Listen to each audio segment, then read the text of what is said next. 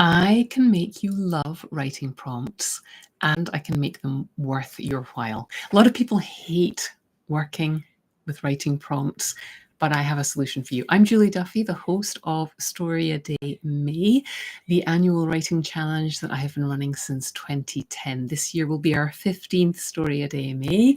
If you have taken part in the past, great, looking forward to seeing you again. And if you haven't taken part, but you've always wanted to write, let me tell you a little bit about what we do. Every day during the challenge, I provide a writing prompt. You can write with it, or you cannot write with it, or it's up to you. You always make your own rules with Story a Day, but I'm going to move my microphone closer so you can hear me. So one of the problems with writing prompts is that it tends to put all of the pressure on you to follow through. And a lot of writing prompts aren't out there aren't very good. Like, I was talking to a friend yesterday who said that, how the heck am I supposed to write about a circle? I don't know what that means or how that's going to help me as a writer. Write about being a circle, or write about anyway. A lot of writing prompts out there. There are a dime a dozen. In fact, less now that you've got ChatGPT and all kinds of AI and just spitting these things out. Writing prompts by themselves aren't actually that helpful. What you need is something that's going to spark an actual story, and there's an art to that. The prompt itself has to be open and wide enough that you can write about it, no matter what genre you like to write in, whether you're writing literary fiction with dark, deep, angsty themes, or whether you're writing a frothy romance, or whether you're writing a dark romance or a mystery. A writing prompt has to fit what you want to do. So it has to be open enough to suggest a storyline and a conflict without hemming you in. You might be writing experimental flash fiction and not want to be asked to write a scene in which your character is trying to achieve a particular thing. So over the years of writing prompts for Story a Day to get people going, I have worked really hard to make sure that every day the prompt will actually prompt you to write something. There will be a suggestion of a character. There'll be a suggestion of a conflict or something that gets you thinking about the experiences you want to include in a piece of writing. You want to evoke emotions in readers, and it's hard to do that if you're not evoking emotions in yourselves.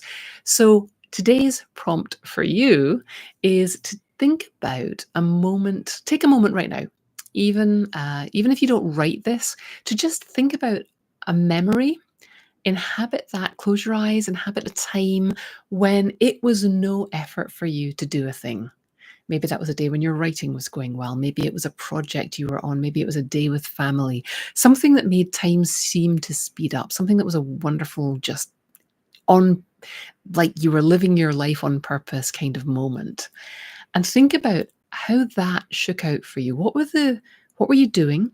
What were the physical feelings that you experienced? What were the thoughts you had? Were you laughing? Were you quiet? Just like create that scene in your head for yourself and think about how you would describe that in writing. What tactile things would there be? What smells? What sounds? All of the stuff that's going to be really useful for you in your writing.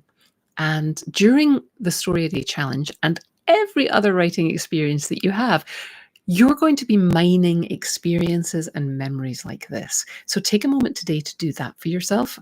I'm not asking you to write a story or do anything complete with it today. But these are the kinds of things that you're going to use in your writing life. And they're the kinds of things that a good writing prompt will allow you to slot into a story that is suggested by the prompt. I'm going to say one more thing about writing prompts before I go, and that is that every year I have people who come along and do the Story a Day challenge who say, I hate writing prompts. I'm never going to use any of your prompts. I'll sign up to get them just to remind me that I should be writing today, but I hate being constrained. I hate being told what to do. Don't tell me what to do. And every year, those people tell me that it was a fascinating intellectual challenge to look at the prompt and kind of write something that was vaguely connected to it. Limits are good because limits stop us from thinking, I could write anything at all. They they narrow us down a little bit. And when you've got a creative mind, having someone constraining you a little bit can be a good thing. Some of those stories that were written to writing prompts have been some of the most successful stories that these people have written, even though they hate prompts.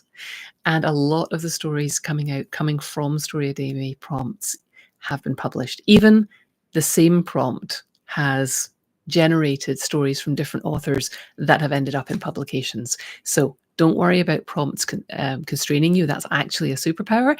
Don't worry about not being original. You can't help it. And come back tomorrow as I talk more about what to do and how to gather these kinds of ideas and sensations that you're going to use as fuel in your writing. If you haven't signed up for StoryADay May yet, sign up at storyaday.org/sign up, or just check out the site at storyaday.org. And most of all, keep writing.